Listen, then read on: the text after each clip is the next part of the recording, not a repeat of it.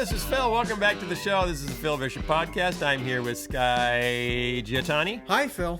How are you? I'm all right. Good. We have a guest. We'll introduce him shortly. Christian's not here. She was going to be here, but then she couldn't be here because she had to be out of town. Right. Where did she go? A college. A college. Yeah. It involved a child, an offspring, and a college. Okay. Which you haven't experienced that yet. You're No, getting closer. it's coming. You've hit high school. I'm not looking forward to it. All right. Theme song. Hey, it's a podcast. What do you know? Hey, it's a podcast. And we got video. Hey, it's a podcast. So lend an ear. The Phil Bishop Podcast starts right here. Oh, we'll talk to Skye. Hi, Phil. But not Christian, too, because she's off at college with a kid or two. But we do have a guest. Hey, it's a podcast. So lend an ear. The Phil Bishop Podcast starts right here. The Phil Bishop Podcast starts right here. Our guest today is J.R. Briggs. J.R. Briggs. Can we ask what it stands for? I'm not sure that's appropriate for podcasts. Okay. But I do like to joke with kids that my parents love candy and they named me Jolly Rancher. And that's good. I love to believe that. Jolly Rancher. I like that. Yeah. That works for me. J.R. Briggs is the pastor / cultural cultivator. Is that true? Is that your title? It sounds new age, but that is correct. Pastor / cultural cultivator at the Renew community in Lansdale, PA. Lansdale, Pennsylvania. He's the founder of Kairos Partnerships. He's the author of the book Fail, Finding Hope and Grace in the Midst of Ministry. And he is also the founder of the Epic Fail Pastors Conference. Woohoo! That's a whole lot of failing going on. Yeah, he's an expert in failure. Thanks for joining us, JR. Thanks for having me. I appreciate it. How do you know Skye? How does Skye know you? How do we know each other?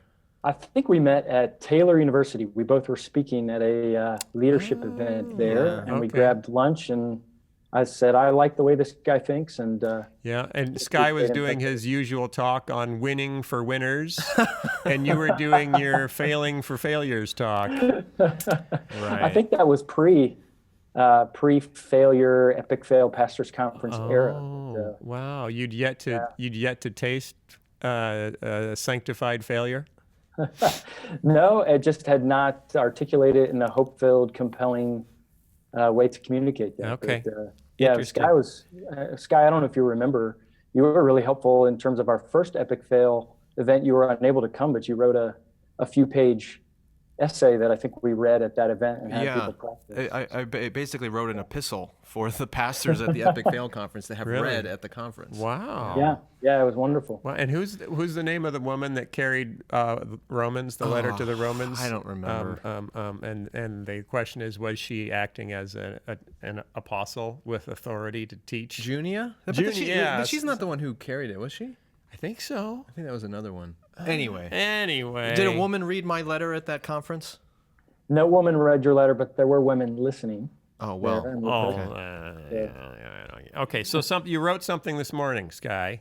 Wait, Jason has the answer for us. Phoebe? I don't. Phoebe? No, maybe it was. No, it's Phoebe. It's Phoebe. I don't know. Maybe What'd it you was say? Phoebe. You wrote something this morning. I did. You wrote a blog post this morning. I haven't read it. You probably haven't had time to see it. You're so busy. No, I haven't even seen it. Yeah. And it was about something about InterVarsity. Yeah. So what's the deal? If you're watching or listening to this, we're recording it on Friday afternoon, October 7th. And yesterday, Time Magazine broke a story that InterVarsity Christian Fellowship was going to begin a policy in November that staff who do not agree with the ministry's view on marriage, which is a traditional Orthodox Christian view of sexuality and marriage, that they will be asked to leave the ministry. They will lose their job with the ministry if they do not agree with that policy. And it's kind of sparked outrage. Was Time Magazine the one to break this? That's a good question. Well, I think part of it is any story these days that intersects a church or Christian ministry with LGBT and gay rights issues is a clickbait kind of story. Or the sale of chicken sandwiches. Christians, LGBT rights, chicken sandwiches. There you go. The trifecta. Yeah. So I'm guessing that's why they broke it. But InterVarsity has responded online. People, flipped out on all sides on social media. InterVarsity responded saying that the author of the article at Time Magazine kind of misrepresented their position. So I was kind of wading in all this and reading the responses and hearing people's opinions and looking at InterVarsity's response, reading the article. And a lot of Christians were basically saying this is not a big deal. Okay. Why are they saying it's not a big deal? Because they're saying it shouldn't be newsworthy that a Christian evangelical ministry announces that it is holding to a traditional Orthodox Christian view of sexuality and marriage. That shouldn't be shocking to anybody. Yeah, but it's not about them not being same-sex married. It's about them not believing it is right. Well, even that's not really shocking because Christians have thought that for 2,000 years. Yeah, it's not like they're suddenly changing anything. Right. But I think that's kind of missing the point of the story. Okay, tell us, Skye, what's the point? Here's what's interesting. And InterVarsity said this in their clarification on their Facebook page. They've held to this view for years. This is not new, and they've announced it for years. Their policy, it's been in their books for many years about human sexuality and marriage and all that stuff, holding to an Orthodox traditional view. That's as a requirement, it's the ministry's policy. Yeah, that's their view on things, right? Yeah. And they even came out and said that, and this is a quote, InterVarsity doesn't have a policy regarding employees' views on civil marriage. Oh, okay. So that's where they felt like the Time article was misrepresenting it. That if you are an employee of InterVarsity and you think it's okay for the government to be marrying, say, same-sex couples, that's fine. That's fine. No one cares. Okay. What InterVarsity's announced is that if you disagree with InterVarsity's doctrinal stance on Christian marriage, you can no longer be employed with InterVarsity. And what that represents is not a shift in InterVarsity's policy or in its belief system. It represents the how essential that belief is. Right. So prior to this, you could be on staff with InterVarsity and say, you know what, I'm not sure about the whole marriage thing. I'm not sure if the Bible allows or doesn't allow gay marriage. I'm kind of, and I know the ministry has a certain policy, but I'm just not quite there. Right. That's no longer tolerable. Okay. You have to agree with their policy. So they're taking an important doctrinal piece on marriage, and they're saying it is now essential. It's now essential. Right. And is that the case with all their essential doctrines, that you have to hold to, their view of Trinitarian orthodoxy or whatnot? Well, I mean, most Christian ministries have a list of essential doctrines. Yeah. And then they have a whole huge group of non-essential. So the comparison I make in the article was in the denomination I'm ordained in and that you're a part of, we don't ordain women. No way. And there's quite a few of us who don't agree with that policy. Yeah. We abide by it. We don't agree with it. We express our views and try to make a compelling case for why that policy should change. And there are higher-ups in the denomination who will tolerate us and listen to us and all that. Mm-hmm. And for our denomination, it's an issue, but it's not a non-essential. In other words, you can disagree with the policy of the denomination. It's not an essential. Right. Yeah. You can disagree, and they're not going to kick you out. Okay. If our denomination suddenly said, hey, anybody who disagrees with us on the role of women, you're out. Yeah. That would be a dramatic shift in the importance of that issue. Right. And that's essentially what InterVarsity is doing. Is saying, so they elevated beliefs about marriage, doctrine about marriage, from non-essential to essential. Well, I wouldn't say I would say it went from being a stance of the ministry to being an essential stance of I don't know what the right language might be, but you can't work for them and disagree on this issue. Even if you were willing to tolerate their view on it. Okay. You can. Does that make sense? Yeah, that makes sense. And the other reason I think this is really important, and I've made this argument elsewhere, is that evangelicalism in general it's such a loose group. We don't have a pope. We don't have. We're really defined by our parachurch ministries, our publishers, our colleges and universities, and ministries like InterVarsity. So when InterVarsity takes a move like this, it's kind of a harbinger for what's coming for the rest of us in evangelicalism. That this issue, which is sort of on the periphery for a lot of us, is probably going to move front and center and land on the doctrinal statements of a lot of. Well, where does it go to? How does it seep out to the rest of us? Is it pastors, influential pastors that are tied in with the ministries, or does it go to the seminaries and then to new pastors? Or how does it happen? That's a good question. I think it does come through pastors. A lot of us, I have a campus ministry background, and that becomes our initial ministry experience. But then it also has to do with donors, where when you're a ministry that's raising support, donors are going to look at your doctrinal statement and say, well, what do you think about marriage? Yeah. And if you're not on board with it, you're not going to get their funding. Or the opposite could be true. If you have if you take a liberal stance on it, you may not or may get there, whatever. So that becomes a big piece of this whole thing. But for a lot of ministries, we've tried to keep the marriage thing kind of, we'll take a position on it, but we'll tell people, hey, if you're not quite there yet, it's okay. Well, you can still serve here. We're kind of working through it, whatever. But now it's like, If Christian was here, she would ask you, why should I care? Here's why. If you look at the doctrinal statement of our denomination, and there's a thing in there saying you have to be premillennial in your view of eschatology. Really? Right? Yeah. So, oops. Yeah, oops. And we look at that and kind of chuckle and go, why is that such a big deal that you're premillennial? Right. Because 100 years ago, that was a litmus test in the modernist fundamentalist controversy. Okay. 100 years from now, people are going to be looking at doctrinal statements of Christian organizations, and there's going to be something in there about marriage, and they're going to be like, why is this such a big deal? Because today, it's a huge cultural issue. And the reason why we should care about what InterVarsity did is the battle that they're facing and the controversy that this is inciting is going to come eventually into every denomination and every church. Yeah. And how they handle it is going to give us some wisdom on how we're going to have to handle it. And the days of churches kind of avoiding the issue are rapidly coming to an end. Oh, great. JR, any thoughts? Well, I would agree with that last statement, especially here in the Northeast. The Northwest and the Northeast, there's no way you can avoid it. To be silent is to make a statement. So, so that's something on a local level our churches had to wrestle with. And Are you in a denomination? We're not in a denomination, but we're a part of a church planting network. And so we call it a relational network that in many ways has the scaffolding of a denomination, yet at the same time doesn't have maybe some of the layers of polity that might exist. Right. Do you inherit doctrinal positions from the network, or is it completely up to you? Great question. There's a beautiful blend of freedom and yet focus at the same time. And so one of those issues, because it's such a hotbed issue, is what do we do with same-sex marriage? And that is one of the points of differentiation in terms of our network that we specify very clearly. So you have freedom on that issue, or non-freedom on it? Yeah, kind of non-negotiable. Okay. To make our network distinctive. In nature. So. And are you? Because I know, if you're in a denomination that has specific positions on unpopular topics, sometimes it's nice to be able to hide behind the denomination and just say, "Hey, it's not me. That's my denomination." Do you feel that? Would you be nervous being completely out there on your own and having to come up with all of your positions and then defend them solely all by yourself? Yeah, it's a great question. I think that's one of the main reasons why networks or denominations or alliances or associations do exist. Not simply to hide behind it. And I'm grateful. I mean, it's a very small network of only about 40 churches. But one of the things that we do in that is I want to be able to embrace, is this my tribe? Not in a homogeneous kind of way, but I want to run with people that the tip of the arrow is sharp on mission and we're all running in the same direction. So the tip of the arrow is mission, not doctrine. Not that doctrine's not important, right? But that mission is what drives us. Sort of the implications behind that, of course, is doctrine.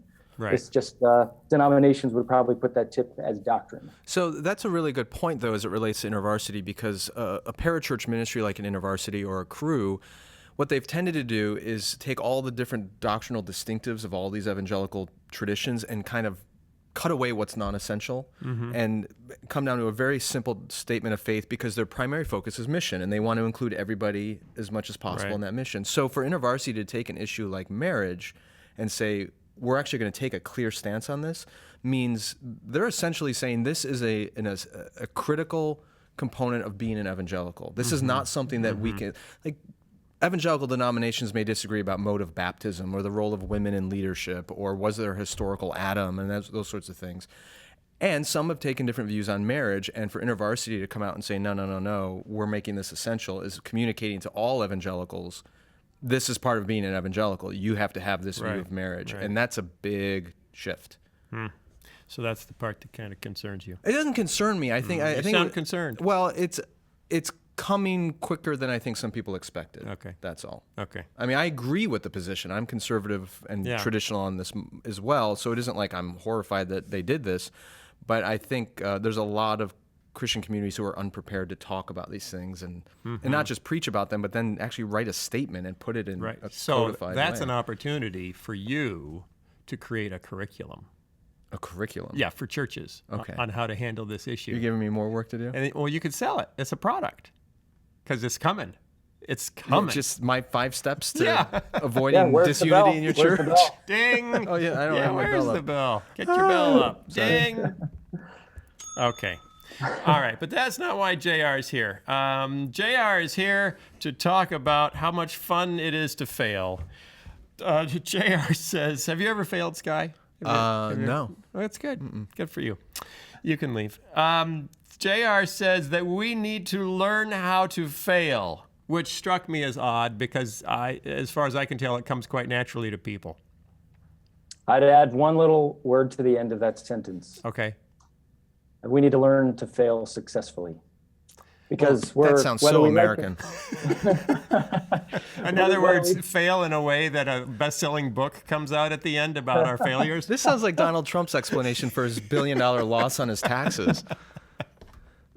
Well, and the wonderful and exhausting thing about writing a book about failure is you're caught in this vicious catch-22.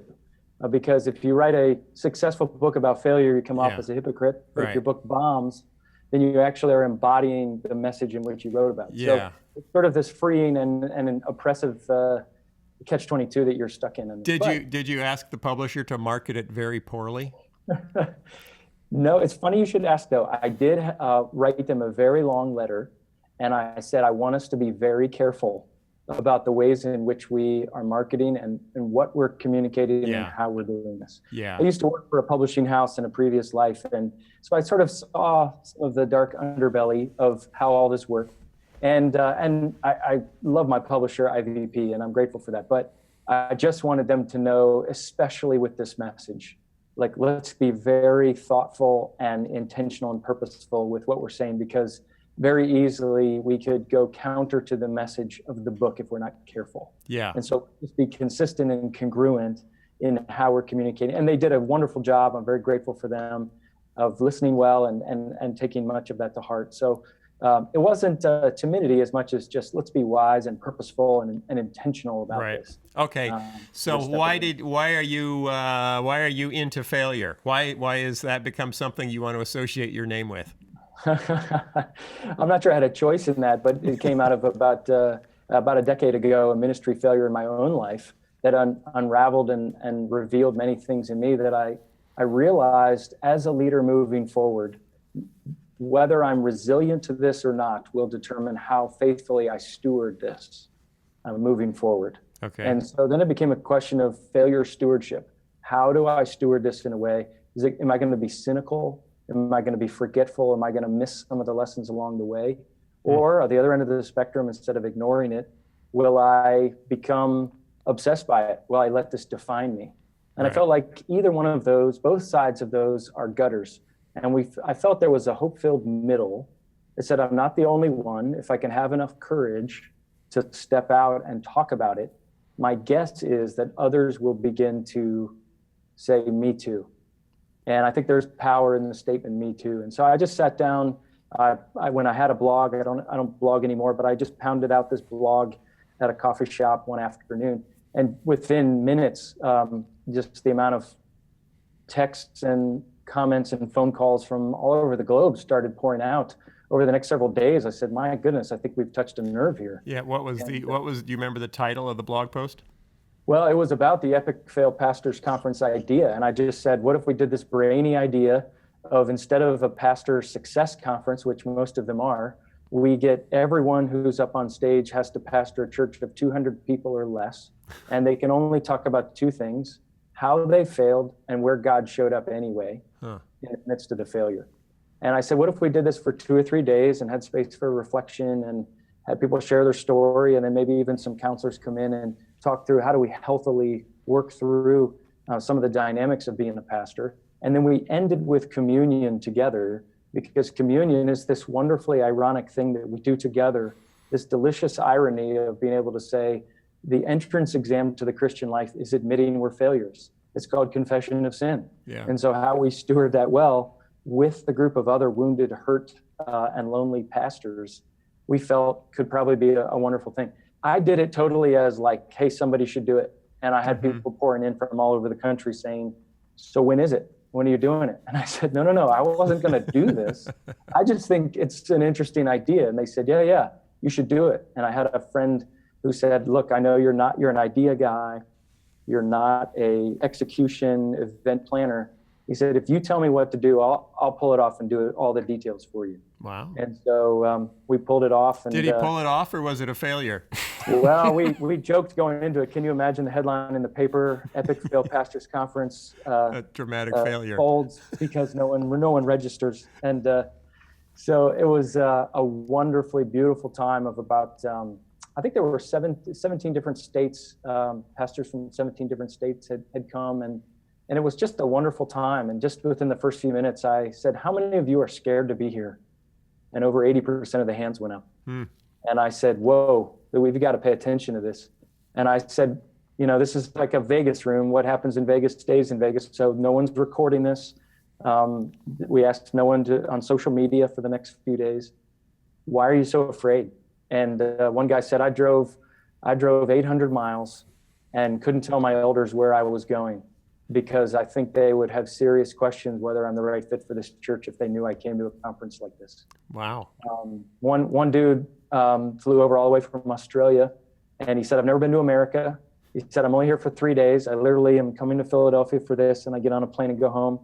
And I said, man, if this is your only exposure to America, I'm really sorry. And he afterwards, with tears in his eyes, he said, totally worth it. I would have done it again. He said, I can't find anybody in my province, let alone my continent. So I've got to go halfway across the world to have a safe space to talk about the dangerous message of failure in ministry. Wow. So, Jared, what do you think is the problem? Like, why is this such a difficult topic for church leaders to engage? What's preventing us from saying the Me Too thing that you mentioned earlier? Yeah, one of your quotes is that success is the golden calf of the American church. Do you want to unpack that? Sure. If you think about the Israelites there with Aaron and the golden calf, they wanted something that they could prop up. And I think so many parishioners, and I can't blame them totally, because I think pastors have set up this culture, long for the successful pastor reigning up front, the charismatic leader, expert, know-it-all. And I think in some ways the business world, we've sort of allowed that to sneak in to what we're doing. American consumerism, corporate America. And I think there are three significant factors that converge in this same issue. The first one is the formation or lack of, or maybe I should say deformation of our souls that are existing. The idol worshiping, as you mentioned, in terms of the American idol of success. And then lastly, just an inaccurate and unclear metric of success. And I say that like quote unquote success. I love the word health better. But Why? The idea of success. Why? Compare the word health to the word success. How are they the same and how are they different? Yeah, great question. Success is often rooted in very specific numerical, you hit the target, you didn't. You were above average, you were average, or you were below average. Yeah. And in some ways that can be helpful, but when we simply just take the American culture, values, and we just implant them in a church, it can be really destructive. And so what happens is we measure the success of a church on the 3 B's, buildings, bodies, and budget.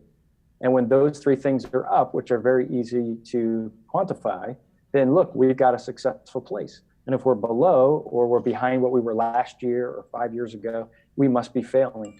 And I think if we use the metrics of the 3 B's that we use today in churches, Jesus would have been considered an utter failure. And so so success is sort of an achievement-based thing, and I think health is much more of a stewarding, cultivating, plotting, faithfulness kind of thing. And that's why Eugene Peterson continues to be such an influence for me and many pastors who are sort of looking for an alternative message than just simply success. And how would you summarize Peterson's message on this topic? Yeah, I mean, he's both pastoral and prophetic at the same time, and that's one of the things I love about him. That, in fact, he has this wonderful quote where he says that the The biblical fact is that there are no successful churches. There are, however, pastors, sinners all over the world gathering together, of which some of those sinners are called pastors. And their job is to help people pay attention to God and respond appropriately. And he basically goes on to say, we're abandoning that call in spades, that we're acting just like the consumer culture. And he gives a better way forward, but it's a harder way. It's not something we can brag about. Mm-hmm. It's not something that we can tweet and will be retweeted when we say, I helped people hear the voice of God this week. We'd much rather tweet, 6,000 people were at our weekend services this weekend. Okay, you say we have to be clear about how we define success as Christian leaders. How you define success will define you. We have to start by discerning how Jesus defines success and how success is defined in the kingdom. So, okay, I'm ignorant. How did Jesus define success? Which verse is that? Well, his whole message is about congruence. How do I make the kingdom of God congruent in the kingdom of me? How do I submit my kingdom under his kingdom? And when we live congruent lives, he calls that faithfulness or obedience. And again, that's very unsexy, but it's incredibly important. So faithfulness, John 15, there's a lot about fruitfulness. And I think some of that overlaps with effectiveness, but there's still a difference, I think, in some of that, because being fruitful also means seasons of being ineffective. And I think we have to keep that in mind, that abiding for a while, there's a pendulum swing that happens, abiding, and then I bear fruit, and then I abide, and then I bear fruit. And I think we think of perpetual fruitfulness. That's hard to find in biology, that there's a season of resting, restoring, and then producing fruit. Yeah, but if we move away from a biological model to more of an industrial model, factories don't have to rest, right? That's exactly right. And okay, stick with me. What Jesus' last command was go to all the world and make disciples out of everyone, which sounds a lot like, Ray Kroc planning McDonald's all over the world. So wouldn't it behoove us to move to more of an industrial model rather than this biological model where you have to rest every now and then? Did you just compare the gospel to fast food? Yeah. All right. I'm not sure I have to say much more if you're comparing the gospel to fast food. I think you answered your question. No, I know where you're going on this. And I think when it comes to people, if we see people as made in the image of God and not as products to be used or consumed or to be built. Well, they're souls to be won. And equipped and converted again and again and again into the idea of spiritual formation. And, working with souls is so inefficient. I mean, I love the fact that Jesus was very inefficient, and yet he was so incredibly effective and fruitful in the long run. Okay. And I think we've mixed up fruitfulness and efficiency in the process. JR, you mentioned the first barrier as being the pastor's soul and malformation there. What does that look like? How have our souls as church leaders been shaped badly? And what do you see in your conversations, in your consulting, in your work with some of these folks that kind of breaks them out of that? Yeah, I think if I could summarize it in one sentence, it would be that pastors have to come to believe that God is more interested in what he's doing in us than how well we run our churches. And I'm not sure many pastors believe that. But those that do, there's something that sets them free. And oftentimes we can be trapped by security, approval, and control within our churches. I mean, those are idols that exist all over the place, but I think there's a unique part of the shelf that pastors can pull from regarding security, approval, and control. And so a lot of us, that's why the golden calf and the idolatry, we have to really be willing to go into the hard work, the courageous work of saying, and there's some things that need to be rooted out of me. There's some pruning that has to happen in me. And unfortunately, I think it happens at the heart of many seminaries of what we teach and how we teach, even what we don't say, but what is implied in our training is something that we have to be very, very careful about. This is why we hit it off so well at Taylor years ago. It was conversations like this, because you work with a lot of pastors. I got around the country and met with a lot of pastors, and I kept bumping into the same thing, as they were looking for give me the new strategy. What are the new tactics? What's the new turnkey ministry that's going to make my church effective or grow, whatever.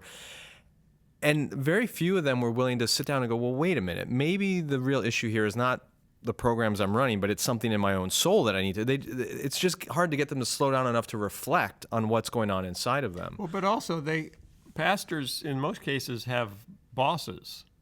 Yeah, you got the elders or the right. denomination, and are the bosses looking at those internal metrics? That's a very good point.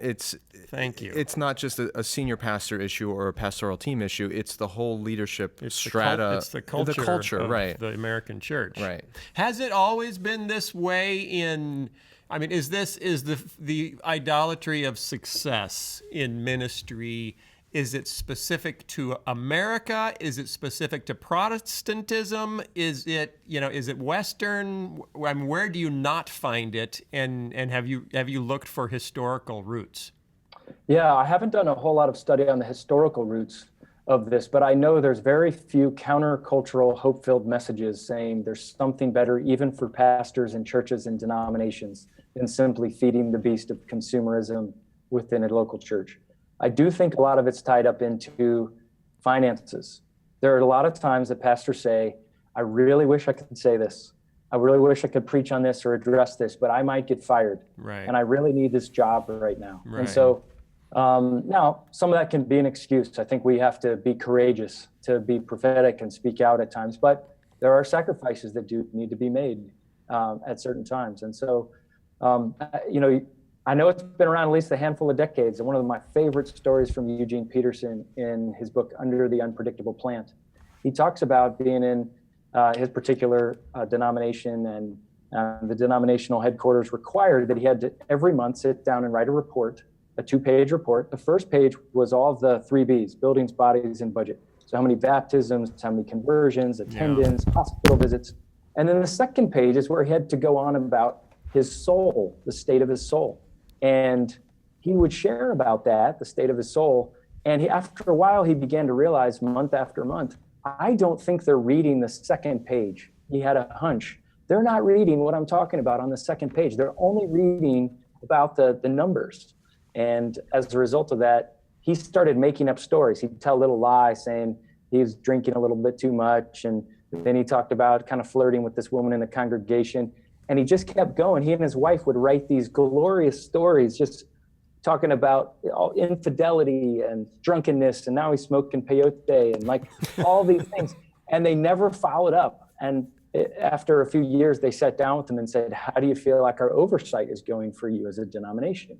And he said, it's great, except you never read my reports. And they said, oh, we read every word of it. Every month we send it in. And he said, oh, really? So you read about the time that I got drunk. You read about the time I ran away and slept with the secretary. You read all those? And he said, the look on their face, they could not have been more horrified. And he said he just loves that story because he said, we're people that love to read the first page of reports of pastors, but we don't really care about the second page. And the idea of writing this book about failure, to take the story from Peterson, is trying to help people read the second page of the report, not just the first. Yeah. We've got to care about our souls and our motivations. And so instead of buildings, bodies, and budget, I think the questions we have to wrestle with is, how is my soul? What is the end goal? And what are my motivations behind that goal? And then lastly, are we being faithful? And those are questions that take a lot of courage and humility and faith, because we don't always see immediate results. Sometimes we would never see results to that. Right. You say that you discovered that you had cacarhaphiophobia. Cacarhaphiophobia. Do you remember saying that? I do. It's the abnormal fear of failure? Yeah. And how did you figure out you had that? Yeah, that's a great question. I think when I failed and I realized I wasn't stewarding it well, and realizing when I finally drilled down deep enough, I realized I didn't have to be number one. I didn't have to be the best. I didn't have to get the recognition. What I couldn't understand was how deep my shame was, that I just couldn't be last. I could be middle of the pack. I'd be fine with that. But the worst nightmare for me was to be last in whatever category I had created that I felt some sort of competition I was in.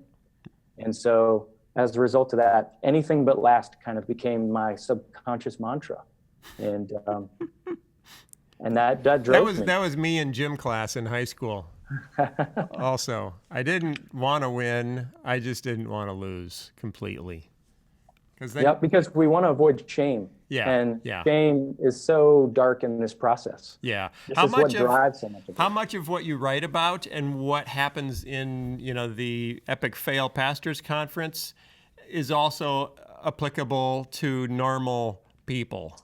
Yeah, it's a great question. Meaning Every time we normal. do, non-sacred people, non-holy, the rest of us.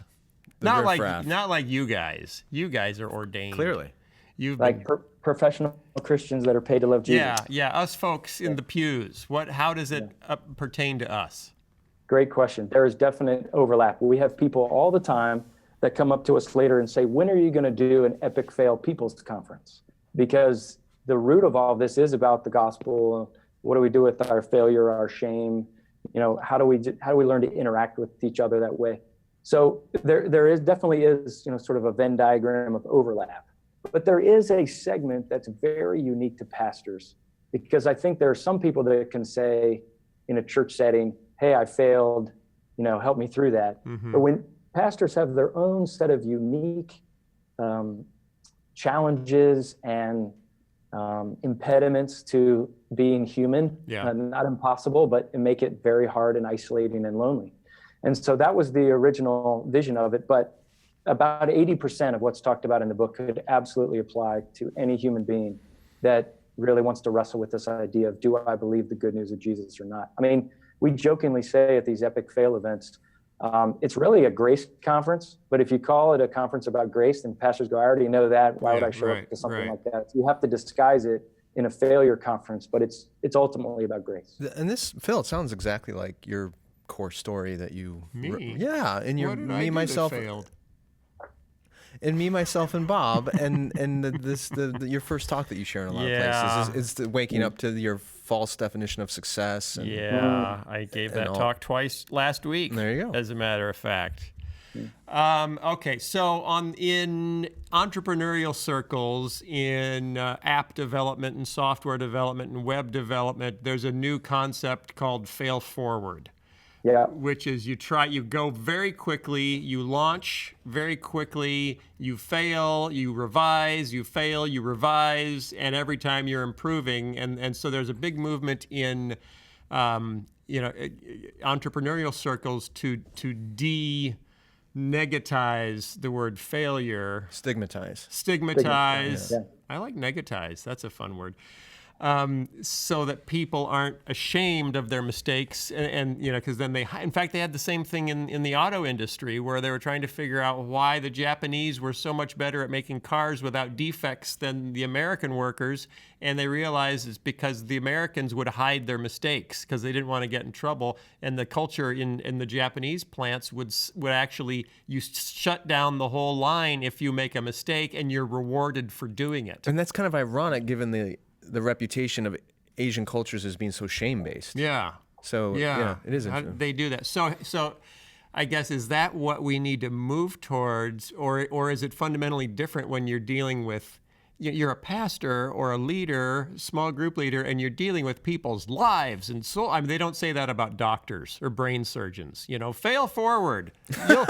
You'll get it right the fifth or sixth time you do the operation. So is it different because we're dealing with people that we would have a harder time destigmatizing failure?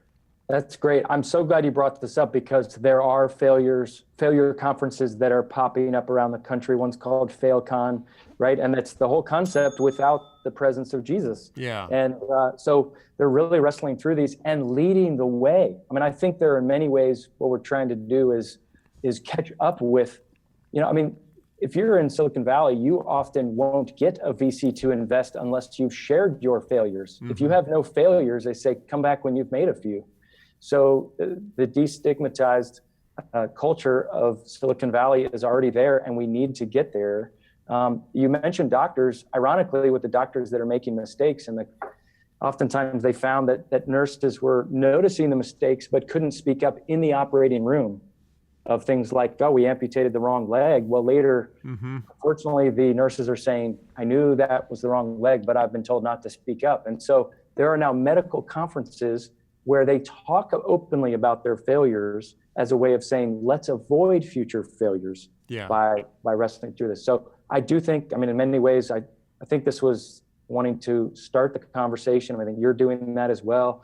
I mean, I even think, your monograph, Skye, The Idol of Effectiveness, probably touches and overlaps on a lot of these things. This is really an important thing. So yeah, and this is a conversation. There needs to be about 50 to 100, maybe more than that, of epic fail pastors spaces like those around the country. I'm not saying just what we're doing, but that needs to be a destigmatized topic, like, quickly, because the whole point of the gospel is on the fact that we admit we're failures. Right. And so the church should be the safest place to talk about failures, but it's not. In fact, it's one of the hardest. Among pastors, though, there's kind of degrees of failure that, I haven't done a good job this year in managing the budget of my church, and I'm a failure, and everyone goes, oh, okay, whatever. Or, my marriage is kind of in a rough patch and my kids hate me. Okay. And then there's like, I did run off with the secretary, the Eugene Peterson thing that he joked about. So what do you do with, when I've been in environments that are supposed to be safe and everything, people will only go to a certain level of vulnerability. What should we expect of these kinds of gatherings? You can't be completely raw in a group of 80 people. So what do you expect when you gather folks for these conferences? Yeah, and I expected similarly, Skye, to what you're talking about, that they'll open up, there's honest, there's more honest, and there's most honest. I think what really shocked me is how many people were so desperate for a space of a most honest safety that they were willing to go there. I mean, the first Epic Fail event, I looked at my watch and we were 17 minutes in, and people are like already in tears talking about their deepest fears and why they can't tell anybody. And I lost my job 6 months ago and my wife is about to leave me. And I'm thinking, these are a bunch of strangers who don't know each other from all over the country, and we're already opening up. That's when I began to say, either they're desperate, they're naive and overly trusting, or this is clearly a safe enough space that we've cultivated here that people are willing to open up. And I mean, we said there's no goodie bag, there's no grab bag for you to take stuff after a conference like most places. I said, what I'd like you to do is find somebody you've connected with in some way over the next few days, and I'd like you to grab their contact information and stay in touch. Because sometimes going back to what seems to be, at times, an unsafe environment in my zip code or my congregation, I need somebody outside of the zip code that I shared something significant with to stay in touch with. Right. And so after the fact, I challenged them once a month, see if you can have a phone call with somebody that you've shared with during these spaces and these events. So it's a springboard. It's not the end of it. It's just wanting to create a safe space for continued dialogue after the event is over. Yeah, and what did you have to do to, you came up with a new way of looking at failure, or when you said your biggest fear was rejection and the shame that comes out of rejection. And you wrote, I sensed it in those times of rejection that the Lord was calling me to abide, to remain, to yield.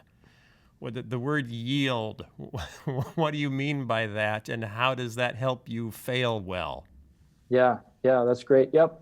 Right, we're told that there's one of two ways to respond, fight or flight, right? So when there's some sort of rejection or thing that occurs, it's either I withdraw, I'll never do that again, I'll never say that again, I may physically run away, or you said what, and I'm verbal or I'm physical, or there's some sort of attack back at you. Right. And I just said, are those the only two options? We're never guaranteed in the Christian life to be free of failure, despite what late night religious television tells us. We're not called into that. We will experience failure. Jesus told us we'll experience more. But how do we steward it when that happens? And so part of that means is this radical middle of saying, I'm not going to run away and I'm not going to fight. Lord, can I yield? Or maybe the word is submit. And so when I see a yield sign, it's a spiritual formation practice for me to reflect when I'm driving. Because I say, when I yield, I'm admitting someone else has the right of way. Someone else has authority in my life on my journey right now. And that's not because of legalistic rules. That's for my own safety and for everyone else here, for movement and the safety of everybody that's on the road.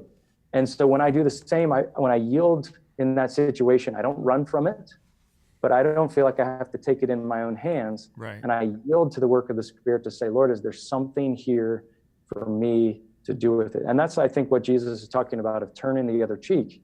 It's not running away, but it's also not returning with some sort of force when a force has been used on me. It's I'm yielding. This is God's kingdom. This is not mine. I'm here to steward it well, to trust. I'm not saying it's easy. Yeah. I'm trying to be clear and not overly simplistic. But by having that middle ground of yield, then I'm able to have the renewing of my mind to say, other people may reject me, but the God of the universe, because of his immense grace, rescues me from that. And I'm not an orphan. I'm actually an heir. I'm a son or I'm a daughter of the King. And that transference, that renewal of my mind and heart needed to happen for me to find safety in Jesus, to yield and to submit. So it's still a struggle. So what do we view the purpose of our failures as? Because it just seems like they're horrible wastes of time. You know, what's another way to look at it? Obviously, because if I could have just gone from the success of VeggieTales to an even bigger success, I may have brought about the completion of the Great Commission by now. And wouldn't that be in God's will? So surely that's what should have happened. It's not what did happen. So did I, is it a waste of time? And if it isn't, what is it? Yeah, great question. Dallas Willard says the most important thing about us is not what we do, but who we're becoming. And failure is one of those ways. We call it a kairos moment, right? The two Greek words for time, chronos and kairos. Chronos being, 2:45 on a Monday afternoon. But kairos time, it's not measured by a clock, but it's in moments. Moments that either make us say, uh-oh, or all right, aha. And it can be good or bad, but they're never neutral. And when we steward kairos moments well as leaders in the kingdom, that's when we honor Jesus. That's when we're growing and maturing. Yeah. And we have kairos moments all the time. And failure is a kairos moment every single time. It's an invitation that will make me either bitter or better, but it will never leave me neutral. That's catchy. And so failure is just a kairos moment. And as leaders, as Christian leaders, we need to model what it means to steward kairos moments well, steward our failure well. So have you had, since you're you're defining failure, that pointed out to you that you needed to rethink your approach to failure? Have you had the opportunity to practice that since then, or has everything gone swimmingly? There are always capital F and lowercase f fails that happen all the time. And I hope that when I get to the end of my days, just like we all hope, that we will hear, well done, good and faithful, not well done, good and successful servant, but well done, good and faithful servant. And I think that's stewarding the good moments, stewarding the great opportunities, but also hearing, well done, you stewarded faithfully, even the hard moments. Yeah, and stewarding faithfully is not about the numbers. It's not about the bodies and the buildings and the budgets. Is that what you're saying? Exactly. It's about the faithfulness. It's about the congruence, the obedience, and that's what in the economy of God is much more important than in the economy of the culture we live in. Wow, cool. If you want to read JR's book, it's called Fail: Finding Hope and Grace in the Midst of Ministry Failure. But it also applies to other forms of failure, or is it only for ministry failure? Most of it is for those in some sort of vocational calling of ministry, but like I said, I think a lot of it applies to those that just want to grow, and how do we steward that well? Okay. I'm going to sum it up. Do you have anything you'd like to add? No, I'm just really grateful that JR is here, because it's an important message. Yeah. We don't. I mean, the first time I gave my talk that really revealed, okay, here's what I just blew, and here's how badly I blew it. I remember the response afterwards, because it was so different than the response to any talk I'd given before then. And it was, the first person who came up to me was a 40-year-old dad. This was at a college graduation, So it was a parent in tears, and the first thing he said was, in the church, we always talk about our successes. We never talk about our failures. And I had no idea I had that ability to touch someone that deeply not because I told an amazing story or I did an amazing, piece of art, just by being honest about screwing up in a big way. I didn't realize you could touch people like that. Just 2 weeks ago, I was speaking at a pastor's conference in Pennsylvania, and I did a message that was more or less along these lines. It wasn't specifically about failure, but it was more about how God wants us rather than just our ministry or our service.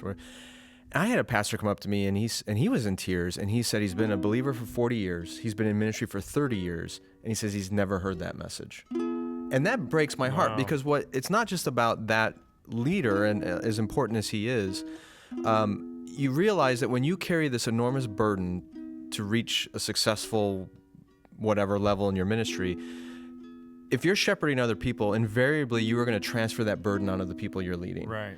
Whereas what you did, having gone through your own crisis, is you took the joy that you'd received, the freedom that you'd encountered through acknowledging that failure and discovering God on the other side of it, and you transferred that to that guy you spoke to at the graduation.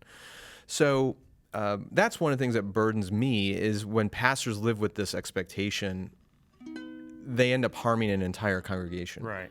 And when they're set free from it, it brings life to an entire congregation. Here's a quote from Dallas Willard that JR actually passed on to me. How do pastors change this dynamic? And Dallas Willard says, change their definition of success. Pastors need to have a vision of success rooted in spiritual terms, determined by the vitality of a pastor's own spiritual life and his capacity to pass that on to others. There you go. I've never really heard ministry described that way.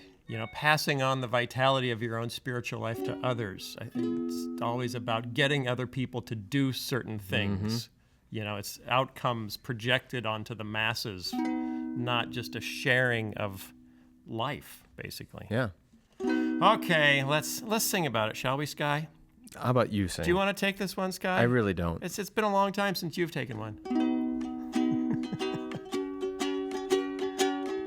Do you want to be a superstar? Well, you might want to listen to a guy named JR, 'cause he says that's not what ministry are. It's really about something else. Because everybody is gonna fail. Whether you're a pastor or a parent or a whale. What does it look like when a whale fails? They beach themselves. Yeah, that's it. They're so ashamed. Exactly. They just go and then they rot and they bloat and they explode. Yes. That is so public, Look too. that up on YouTube, folks. That is so public. You can get through life without a sail if you'll just trust God. It may sound terribly odd that success is the wrong word that we've got, and health and vitality is where it's at. I had to rhyme it. I think this qualifies as a fail, doesn't it? No, this is fantastic. So read the book if you want. It wasn't written by Immanuel Kant. It was written by JR, and you need to go get it from Amazon.com. Har! I rhymed with JR. Okay, thanks for coming, everybody. Go to, you can support us on patreon.com/Phil. That's how we feed our interns and send heaping buckets of cash to people like JR so they'll be on the show. Check out JR's books, and we will see you next week. See you guys. Bye. The Phil Vischer Podcast is produced by Phil Vischer Enterprises and recorded live at Jellyfish Lab Studios. This episode was edited by Jason Rugg and was fact-checked by absolutely no one. For more information, go to philvischer.com.